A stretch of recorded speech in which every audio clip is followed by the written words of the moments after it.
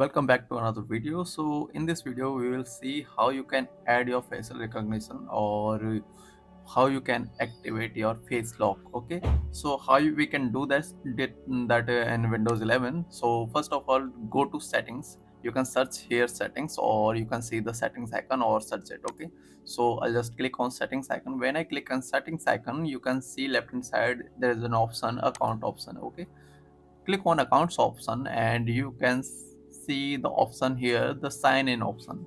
When you click on sign in option, you can see the first option, facial recognition. Okay, this option is currently unavailable because my laptop camera is not compatible with this feature. Okay, if your camera compatible with this feature, you can activate easily. Okay, my camera is not compatible with this feature, that's why I can't make it happen. Okay, so that's it for today video, and thanks for watching.